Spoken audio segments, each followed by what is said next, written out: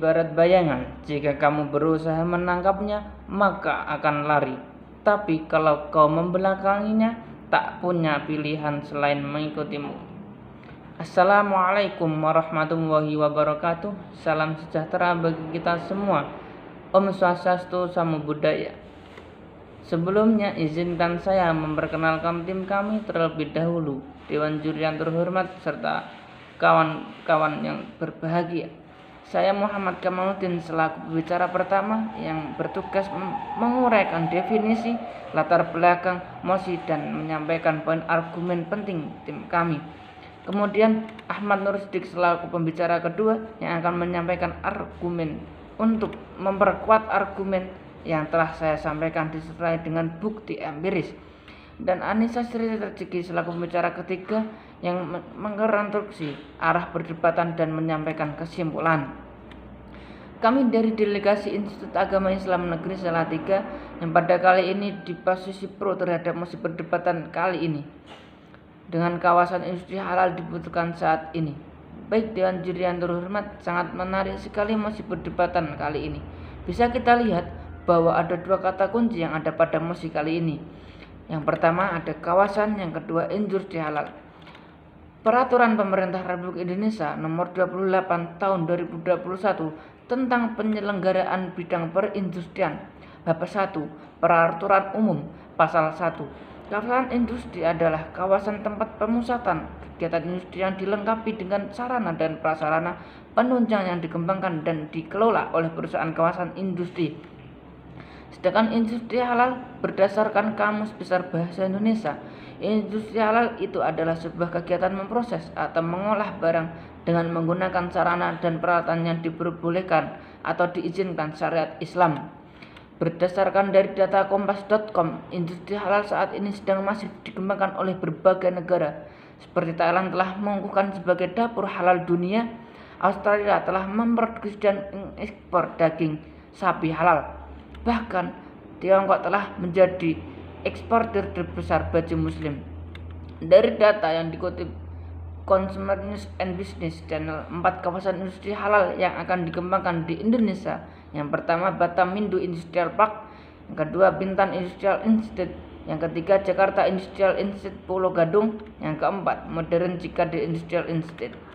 Baiklah, maka dari itu Dewan Juri yang terhormat, dapat kami bedah dari mosi perdebatan kali ini dengan 3 argumen. Yang pertama, industri halal yang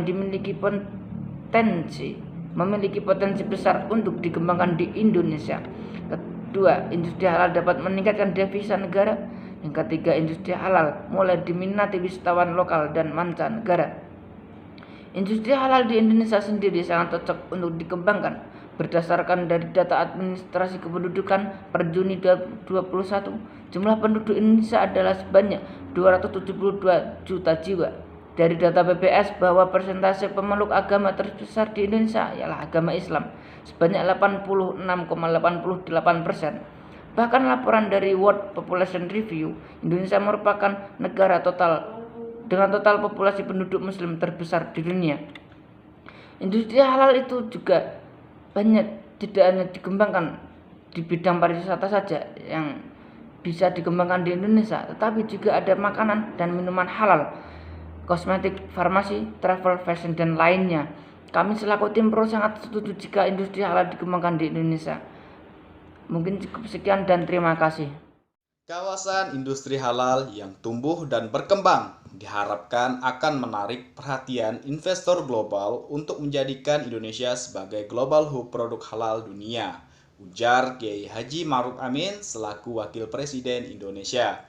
Assalamualaikum warahmatullahi wabarakatuh. Perkenalkan, nama saya Ahmad Nur Siddiq selaku pembicara kedua dari tim pro ingin memperkuat argumen kami bahwasanya industri halal dapat meningkatkan devisa negara. Mengapa demikian? Ya, seperti yang diutarakan oleh Gubernur Bank Indonesia, Bapak Peri Warjio mengatakan, bahkan negara minoritas mengembangkan itu, ujarnya dalam acara diskusi virtual.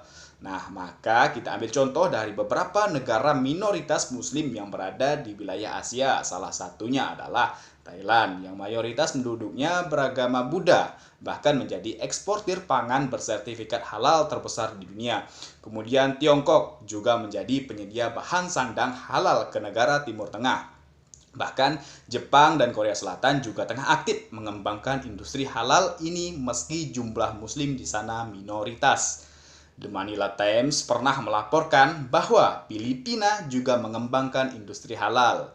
Bukan hanya di negara minoritas Asia saja ya, bahkan negara minoritas muslim di luar Asia pun mengembangkan industri halal. Contohnya seperti Amerika Serikat yang menjadi negara eksportir produk halal terbesar di dunia saat ini. Wow. Kemudian ada Brasil, Luxembourg, Jerman, Belanda, Prancis, Inggris, Rusia, dan masih banyak lagi. Dan kabar gembiranya, bahkan pemerintah Provinsi Jawa Tengah siap ekspor makanan halal ke Jepang. Seperti yang disampaikan oleh Bapak Ganjar Pranowo dalam postingan Instagramnya. Oleh karena itu, industri halal memiliki peran strategis dalam meningkatkan perekonomian. Maka sudah seharusnya industri halal dikembangkan di Indonesia. Industri halal telah menyumbang sebesar 3,8 US dollar terhadap PDB Indonesia setiap tahunnya. Selain itu, industri halal juga telah menyumbang sebesar 1 miliar US dollar investasi dari investor asing dan membuka 127.000 lapangan pekerjaan per tahunnya. Bila dioptimalkan ya, industri halal dapat meningkatkan nilai ekspor dan cadangan devisa negara menurut data Kementerian Keuangan Republik Indonesia. Maka sudah semestinya Indonesia memulai mengembangkan industri halal agar bisa membangun perekonomian secara maksimal ya. Industri halal dengan segala potensinya dapat kita gunakan untuk mendorong peningkatan nilai cadangan devisa. Yang pertama, meningkatkan nilai ekspor industri halal. Yang kedua, meningkatkan potensi pariwisata halal. Dan yang ketiga, meningkatkan peran industri keuangan syariah dalam rangka mewujudkan inklusi keuangan. Dari semua peluang yang telah saya paparkan tadi, kita memerlukan dukungan dari semua pihak untuk menumbuh kembangkan industri halal, baik pemerintah maupun masyarakat. Dukungan dari pemerintah ini bisa berupa regulasi mengenai produk dan industri halal serta sertifikat halalnya.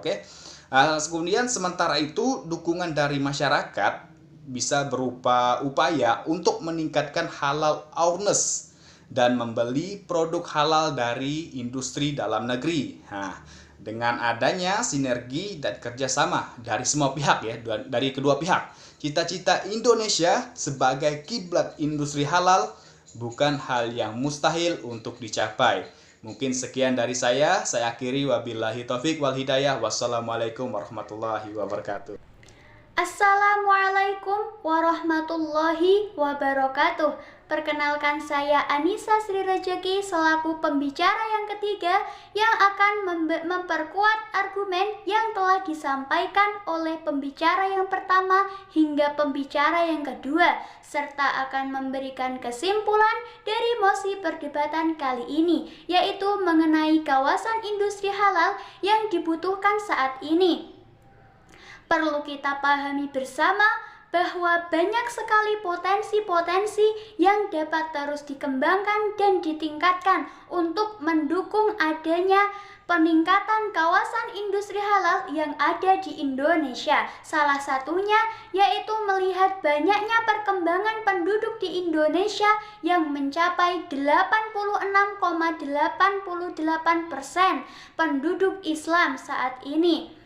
Maka hal itu perlu diselaraskan dengan banyaknya kebutuhan produk-produk halal pada saat ini. Oleh itulah, maka peningkatan kawasan industri halal saat ini sangat dibutuhkan oleh masyarakat. Serta jika kita melihat peningkatan negara lain yang telah menerapkan kawasan industri halal di negaranya, seperti negara Thailand, Australia, bahkan di negara Tiongkok.